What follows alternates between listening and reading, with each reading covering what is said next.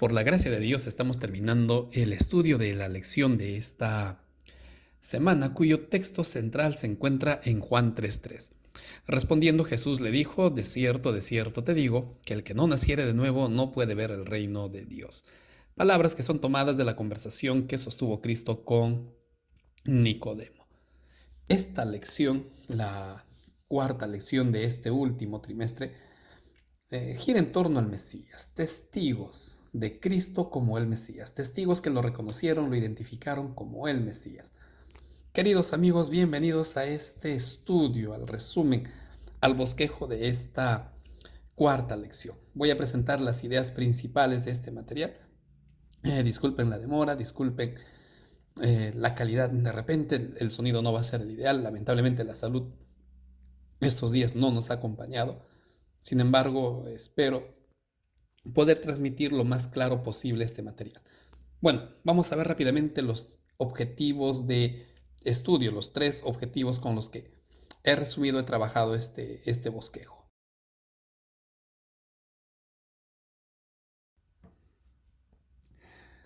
Testigos de Cristo. Entonces, lo primero que vamos a hacer es hablar de los testigos. ¿Quiénes fueron? Vamos a reconocerlos, más que nada.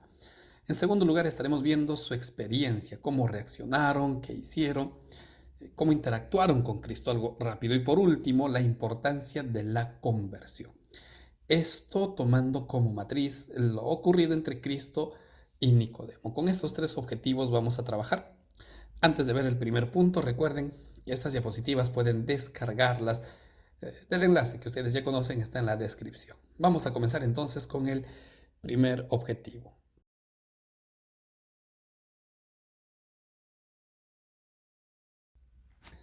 Hablemos de los testigos que vieron a Cristo como el Mesías, no otros testigos. ¿Quiénes son estos testigos?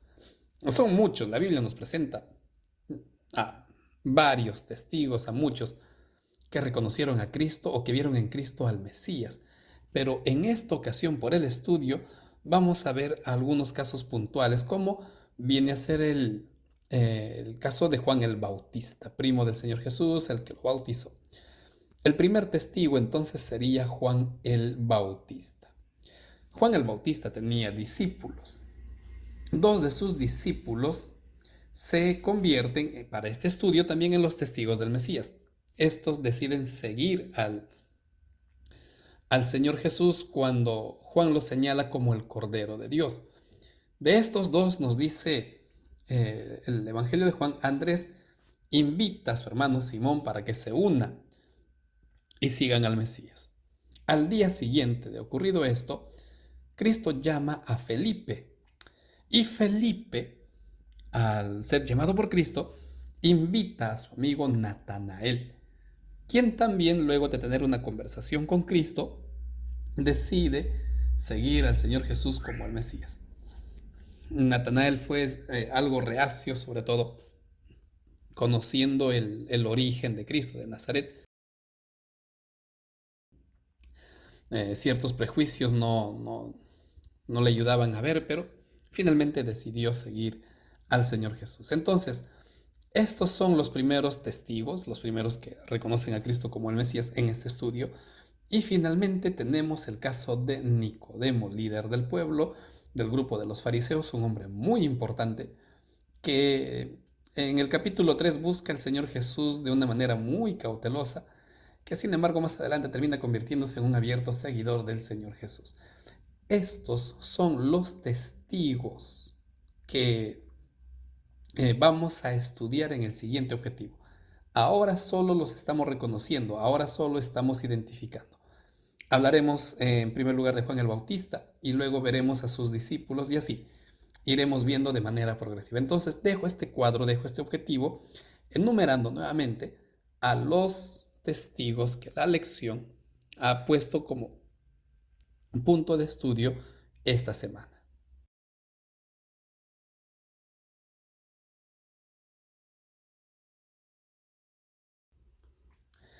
¿Cuál fue la experiencia de estos con Cristo? ¿Cómo reaccionaron o cómo reaccionaron también ante la multitud? Bien, si comenzamos hablando de Juan el Bautista, encontramos algo interesante en el capítulo 1. A Juan le pregunta: ¿quién eres tú? La pregunta era más en torno a dinos si tú eres el Mesías. Le hacen preguntas directas y a todas ellas Juan responde así. En primer lugar, yo no soy el Mesías, Juan 1:20. ¿Eres tú Elías? Le preguntan y vuelve a responder, no soy Elías. ¿Eres tú el profeta? De acuerdo a la profecía de Deuteronomio 18, profecía que hablamos, si no me equivoco, en la primera lección. Y Juan les responde, no, no soy el profeta. Juan tenía seguidores, Juan tenía una multitud que lo seguía, Juan tenía discípulos. Sin embargo, Juan era consciente de su rol, Juan era consciente de su papel. En ningún momento él procuró tener adeptos para sí. En ningún momento él intentó ser el líder de algún movimiento, de alguna causa. Juan para nada buscó ello. Cuando le preguntan, ¿tú quién eres entonces si no eres el Mesías, si no eres Elías? ¿Quién eres? Juan les dice simplemente soy la voz de uno que clama en el desierto, haciendo eco y mencionándoles que estaba él cumpliendo la profecía que había predicho Isaías, que prepara el camino, iría adelante antes de la llegada del Mesías. Entonces, lo que Juan está diciendo, yo soy simplemente el que prepara al pueblo, el que prepara los corazones de las personas para que reciban al Mesías, porque yo no soy el Mesías, soy la voz que clama en el desierto. Mucho cuidado con el título que utiliza, yo soy la voz de uno que clama en el desierto. Cuando Juan está usando este título, yo soy, no lo hace con el título divino que el Señor Jesús sí lo emplea, por ejemplo, la vida, la luz. No. Juan simplemente está usando para darse a conocer que Él es el cumplimiento de la profecía. Es más, cuando Juan se encuentra con el Señor Jesús, Él lo reconoce como el Cordero de Dios. Señala a Cristo, este es el Cordero de Dios, el Cordero que quita el pecado del mundo. Entonces, Juan era consciente de que su papel simplemente era el de un preparador, un comunicador, que él no era el personaje central, la historia no giraba en torno a Juan. Él tenía un simple rol, comunicar a otros sobre el amor de Cristo, o comunicar a otros, llevar a otras personas a Cristo. Señaló y condujo a las personas, señaló incluso a sus seguidores para que siguieran a Cristo. En Juan 3:30 él dice es necesario que Él crezca, hablando de Cristo, y que yo mengüe. Vuelvo a repetir, Juan fue claro, yo no soy aquí el agente principal, yo solo soy un instrumento en las manos de Dios y todos deben de seguir a Cristo. Y lo mismo deberíamos hacer nosotros. La iglesia no es el punto principal. Nuestras creencias no son los puntos principales. El punto principal o a quien deberíamos de predicar es a Cristo. A quien deberíamos de llevar a las personas es a Cristo. Esa es nuestra tarea, conducirlas a Cristo. Cuando sus discípulos, los discípulos de Juan, por ejemplo, Juan los presentó a Cristo, ellos reaccionan de una forma interesante. En primer lugar, ellos entendieron que en Cristo se estaba cumpliendo las Escrituras. Es interesante que la decisión que ellos van a tomar no se basa en emociones, no está basada en experiencias personales. La decisión que ellos estaban tomando giraba en torno al conocimiento de las Escrituras. Juan posiblemente les explicaba las profecías concernientes al Mesías. Entonces ellos vieron que en Cristo se estaba cumpliendo. Algo que nosotros también deberíamos hacer. Es decir, nosotros también tendríamos que tomar decisiones en base a las Escrituras y no en base a cuestiones emocionales, experiencias personales. Y si esas nos ayudan, deberían de estar sujetas a la Biblia. Estos deciden seguir a Cristo. No basta conocerlo, no basta encontrarlo. Decidieron seguir, decidieron vivir como Él vivía, hacer lo que Él hacía, ir a donde iba. Decidieron estar con Cristo. Entonces notemos que encontrar al Mesías no es un asunto de solo conocimiento.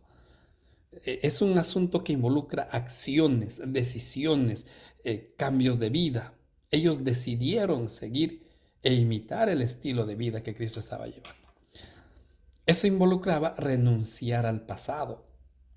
Si el caso de Andrés, por ejemplo, que era discípulo de Juan el Bautista, ahora, al volverse seguidor de Cristo, estaba renunciando a ser discípulo de Juan. Cuando Eliseo es llamado por el profeta Elías, él renunció a su trabajo. Leví hizo lo mismo. Los pescadores hicieron lo mismo. Seguir a Cristo, queridos amigos, también involucra renunciar a nuestro pasado, estar dispuestos a renunciar a nuestra historia, ¿no? Y tal vez a asuntos más fuertes. Pero esto es lo que hace uno cuando se encuentra con Cristo. Y finalmente, llamar e invitar a otros a seguirlo. Andrés lo hizo con su hermano Simón. Felipe hizo lo mismo con su hermano Natanael. Con su amigo, perdón, Natanael. No podemos ser conocedores del Mesías si no lo seguimos. No podemos ser conocedores del Mesías si no estudiamos su palabra. Y peor aún, no podemos ser seguidores del Mesías si no estamos invitando a otras personas a que se unan y sigan a Cristo. Esto es lo que ellos hicieron. Esto es lo que estas personas hicieron cuando encontraron al Mesías. Entonces, ¿cómo reaccionaron? Creo que está claro.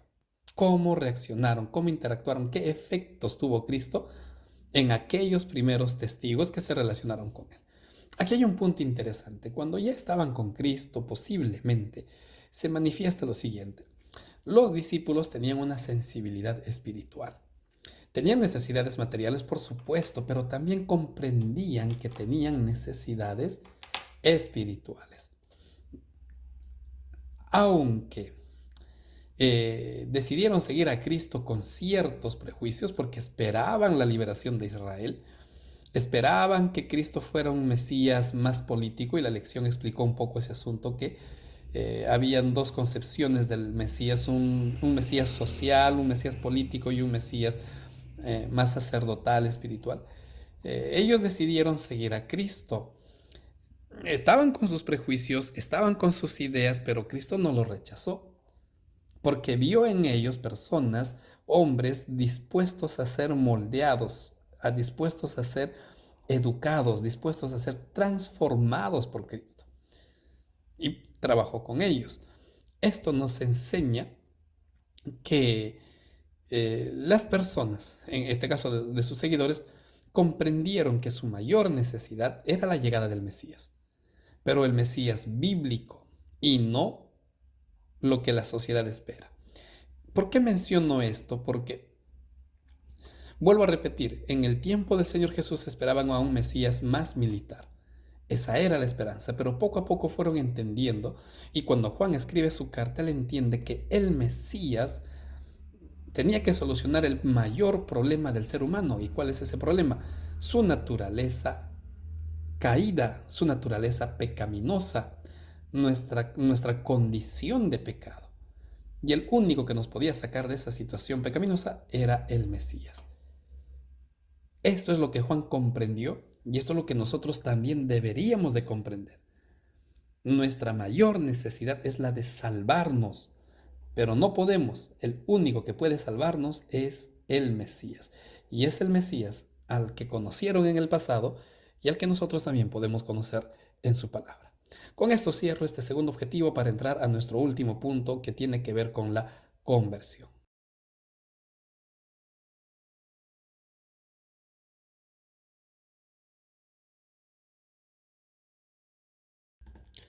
Sobre la conversión, este punto gira en torno a, o tiene mucho que ver con el bautismo. Y aquí encontramos a dos personajes, al Señor Jesús obviamente y a Nicodemo. Esta es una conversación extensa, abarca prácticamente todo el capítulo 3, un capítulo que encierra un gran mensaje. Nicodemo visita a Cristo, como ya sabemos, de noche, muy sigilosamente, no quería ser descubierto. Y existe un intercambio de palabras muy interesante. Quiero comenzar con lo que Cristo dice. No está en el orden que uno va a encontrar en el capítulo, pero estas son las ideas. En primer lugar, Cristo le dice: vine a revelar el amor y la voluntad de Dios para el hombre. Soy el Mesías, y como Mesías vengo a revelar quién es Dios y qué es lo que Dios quiere. ¿Y qué es lo que Dios quiere? Dios quiere que todo el mundo se salve. Tanto amó Dios al mundo que envió a su Hijo unigénito para salvar al mundo, no para condenarlo. Ojo que la misión de Cristo en esta tierra fue salvarnos. Escucho por ahí algunos que están empecinados en decir que Cristo vino a enseñarnos, a ser nuestro modelo. Eso es parte, pero la misión de Cristo era salvarnos y para salvarnos obviamente tenía que morir en la cruz, no ser nuestro modelo para salvarnos. Esa no es la misión de Cristo, eso es perder de vista en todo este proceso. Bien claro le dice, es necesario que el Hijo del Hombre sea levantado, así como Moisés levantó una serpiente en el desierto. ¿Qué más le dice? He venido para que se salven y para que ellos se salven deben de aceptar la luz. Y yo soy la luz, le dice, yo soy la luz y tienen que aceptarme a mí. Entonces, primero le dice, vengo a revelar el amor y la voluntad de Dios. He venido para salvar al mundo, no para condenarlo, pero para que se salven tienen que aceptarme a mí, que soy la luz del mundo. También necesitan creer en mí, que soy el Mesías, que soy el Salvador. Entonces, Cristo hablando con Nicodemo le está explicando esto. Yo soy la salvación. Y tú también te puedes salvar. Tú también puedes entrar al reino de los cielos. Pero eso involucra algo, le dice a Timoteo. A Nicodemo, perdón. Nicodemo, para que tú te salves, tú necesitas volver a nacer. Todos sabemos aquí que el Señor Jesús está haciendo referencia al bautismo. En otras palabras, tú necesitas bautizarte. Pero el significado detrás de todo esto es que tú necesitas experimentar la conversión. Nicodemo, como todo descendiente de Abraham, creía que por ser del linaje de Abraham ya merecía la salvación. Esto es equivocado. Por eso Cristo le dice, Nicodemo, tu nacimiento carnal no te va a salvar. Tu linaje, tu origen de sangre, tu apellido, tu denominación, eso no te salva. Ni tu crédula perfección te va a salvar.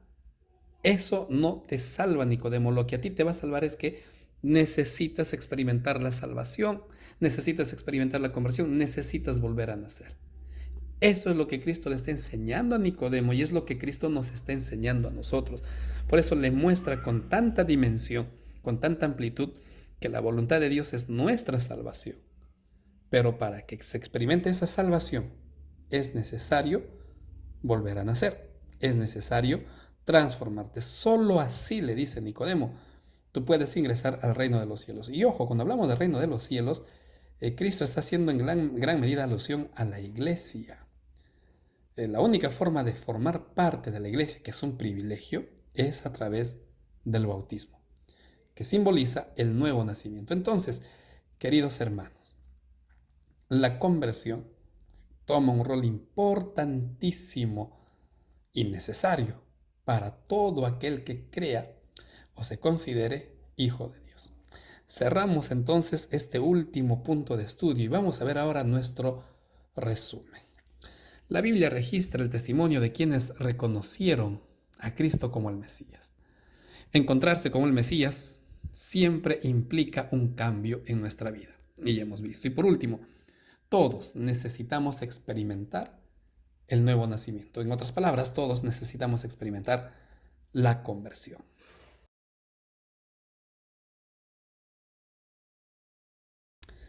Finalmente, ¿qué necesitamos hacer?